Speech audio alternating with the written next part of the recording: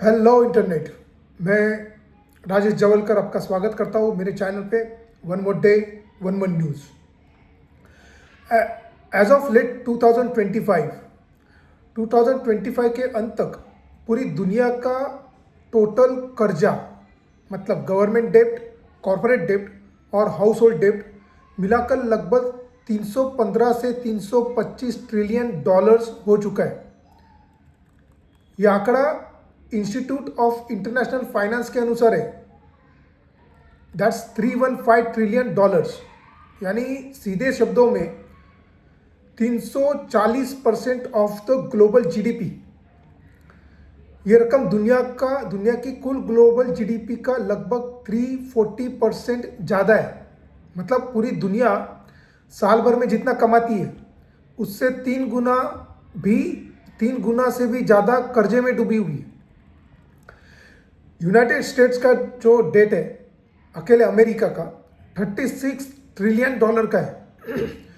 China का date जो है मतलब सरकारी कंपनियां और जनता का कर्ज मिलाकर लगभग 50 से 60 ट्रिलियन डॉलर्स का है, यूएस डॉलर्स।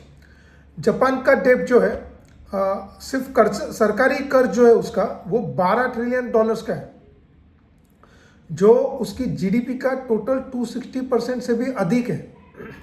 इंडिया का रफली 2.1 ट्रिलियन डॉलर्स है। इंडिया का डेट ये 80% ऑफ द जीडीपी है। पाकिस्तान का आप पकड़ लीजिए 286.8 बिलियन डॉलर्स है, ये उसके 70% ऑफ द जीडीपी है।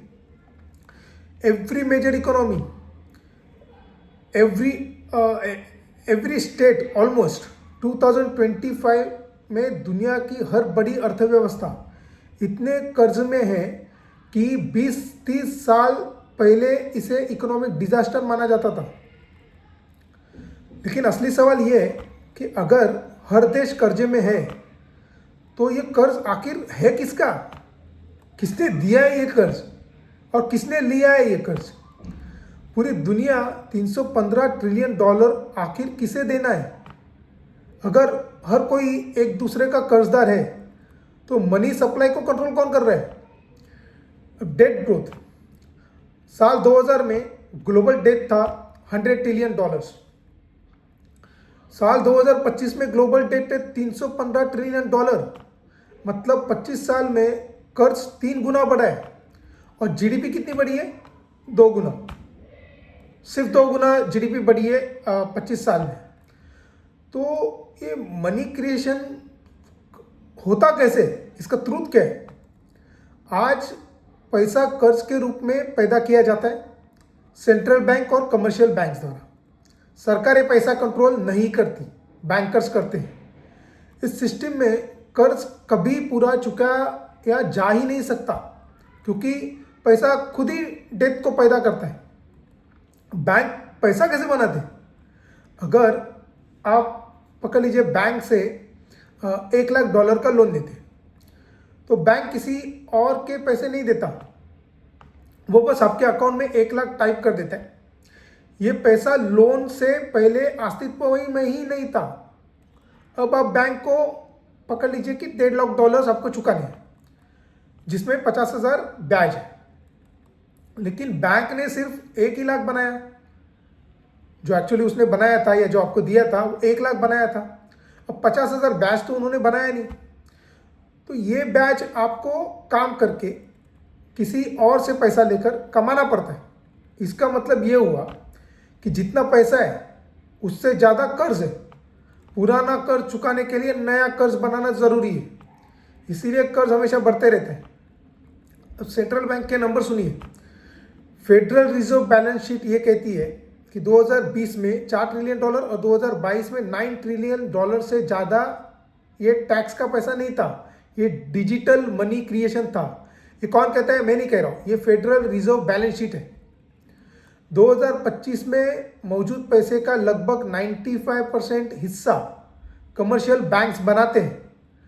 हर नया लोन नया पैसा, हर ईएमआई पैसा खत्म। इसीलिए बैंकों की ताकत सरकारों से ज़्यादा है। डेट ओनरशिप नंबर्स आप सुनेंगे। ग्लोबल गवर्नमेंट डेट जो है मतलब जितने भी सरकारी कर्जे जो है, जो अलग अलग सरकारों ने लेके रखे, वो 91 ट्रिलियन डॉलर्स है। उसमें से सिर्फ अमेरिका का लगभग 70% खुद ही अमेरिका के पास है। जापान का 1.1 ट्रिलियन डॉलर है। चाइना के पास 775 बिलियन डॉलर्स है। असली में अमेरिका खुद को ही पैसा दे रहा है। इनका टोटल जो ग्लोबल कॉर्पोरेट डेट है, वो तो सरकारी कर्जा हो गया है। अब ग्लोबल कॉर्पोरेट डेट मतलब अलग अलग कंपनियों ने लिया हुआ, वो 85 से लेके 95 ट्रिलियन डॉलर्स तक है। और ग्लोबल हाउस होल्ड डेट मतलब जिसमें हाउस लोन्स और कुछ छोटे जैसे मोबाइल के लिए हम लोग लोन्स लेते हैं, उस तरीके के सारे लोन्स मिला के ग्लोबल हाउस होल्ड डेट जो है वो 60 से लेके 65 ट्रिलियन डॉलर्स सब जोड़कर देखे तो इतना है। पूरा फाइनेंशियल सिस्टम ही कर्ज का मालिक है। किसी के लिए कर्ज असेट्स है, किसी के लिए कर्ज लायबिलिटी, लेकिन कर्ज तो है। फाइनल अगर रियलिटी समझना चाहेंगे तो ये सिस्टम तभी चलता है जब कर्ज हमेशा बढ़ता रहता है। कर्ज चुकाने की कोशिश की तो इकोनॉमी एक्चुअली में कोलैप्स हो जाएगी। अगर आगे चलकर सिस्टम इन्फ्लेशन, डिफ्लेशन या रिसेट से टूटेगा। पैसा सरकार नहीं, बैंकिंग और फाइनेंशियल सिस्टम कंट्रोल करती है। ये मैं आपको वापस बता रहा हूँ। समाज खुद ही को पैसा देता है और बीच में बैंक ब्याज निकालते हैं, और यही सिस्टम आने वाली पूरी पीढ़ियों की आर्थिक हकीकत को तय करेगा।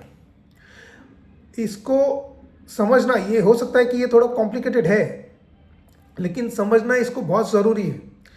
और इसी तरीके की चीज़ों को समझने के लिए मेरा चैनल सब्सक्राइब करें, और अगर ये वीडियो पसंद आता है तो उसको लाइक कीजिए, शेयर कीजिए और कमेंट्स भी कीजिए, क्योंकि मैं उसमें से और कुछ समझ पाऊँ। Thank you so much.